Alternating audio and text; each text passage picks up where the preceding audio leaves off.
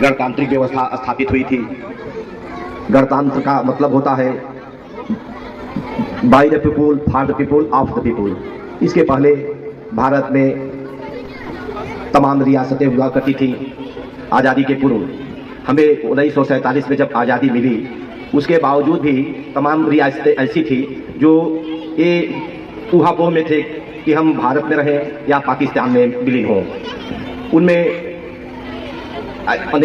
आबादी प्लस वहाँ की जनता और प्लस वहाँ के शासक उन पर निर्भर करता था कि वो, यद्यपि निर्भर करता था शासक पर, तो शासक तमाम उस समय ऐसे हुआ करते थे, मुस्लिम थे। जैसे आप ले लीजिए भोपाल था, भोपाल में फिर उधर हैदराबाद, जूनागढ़, ये सब वहाँ यद्यपि हिंदू ज़्यादा थे लेकिन वहाँ के शासक ये थे, मुस्लिम थे। और एक वैसा था प्रांत जम्मू कश्मीर, जहाँ का शासक हिंदू था, राजा हरि सिंह, लेकिन वहाँ के जो आबादी थी वहाँ मुस्लिम आबादी ज़्यादा थी। ऐसी स्थिति में हरि सिंह चाहते थे कि मेरा विलय भारत में हो, हैदराबाद का निजाम चाहता था मेरा विलय पाकिस्तान में हो, भोपाल का शासक भी था वो मुस्लिम था, वो चाहता था कि हमारा विलय पाकिस्तान में हो, और जूनागढ़ जो हिंदू बहुल था वहाँ का भी शासक चाहता था कि हमारा विलय पाकिस्तान में हो। ऐसी स्थिति में हमारे सामने तमाम दिक्कतें थी।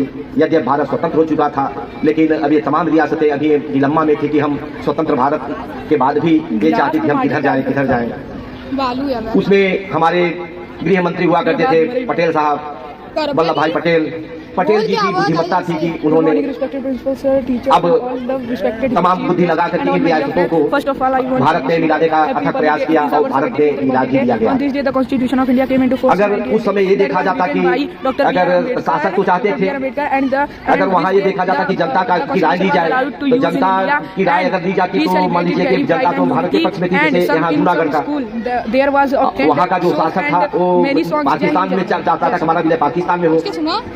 अब वोटिंग अगर होती जनता द्वारा तो जनता वोट करती भारत के लिए, लेकिन ये प्रक्रिया जम्मू कश्मीर में भी लागू की जा सकती थी और जम्मू कश्मीर को खोना नहीं चाहते थे। तो जम्मू कश्मीर में अगर ये प्रक्रिया लागू होती तो वहाँ की जनता ज्यादा थी मुस्लिम, वो वोट करती पाकिस्तान के लिए, लेकिन वो अपने बुद्धि से, अपने संयम से ऐसा कुछ अपनाए कि अंततः हमको जूनागढ़ भी मिल गया, भोपाल भी मिल गया और इधर निजाम हैदराबाद वो भी सरेंडर कर गया, जम्मू कश्मीर भी हमको मिला। ये उनकी बुद्धिमत्ता थी। ये तब जाकर के ये हमारा एक जो गणतांत्रिक देश है, ये गणतंत्र उस समय स्थापित हुआ और देश में एक देश एक विधान, एक देश एक विधान बना और आज भारत में तमाम रियासतें विलीन हुई और जाकर के एक राष्ट्र बना और एक शासन के तहत हम आज भारत इस ऊंचाई पर पहुंचा है कि शिक्षा, अर्थव्यवस्था, आबादी में तो हम एक नंबर, भारत माने पूरे विश्व में एक नंबर पर है।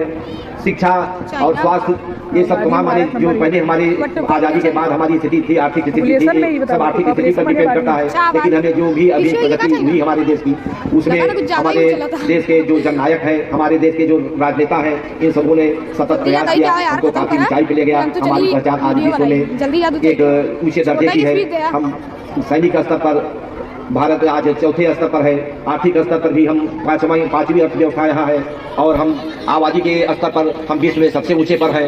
तो ये अब हम जो आज ये जो भारत काल में हम भारत की स्थिति है, इसमें अब ये देखा जाए कि अगर जो भी ऊंचाई हमको मिली है, इसमें तमाम विद्वानों ने, तमाम राजनीतिज्ञों ने अपना सहयोग दिया है, सतत प्रयास किया है और ज्यादातर हम बड़े ही मैंने प्रशंसा करते हैं मोदी जी का, जिन्होंने काफी ऊंचाई पे करते हैं कि वो पढ़ लिख करके देश को आगे ले जाए और देश का विकास करे, अच्छी ऊंचाई पर पहुंचे, राष्ट्र के विकास में अपना योगदान दे।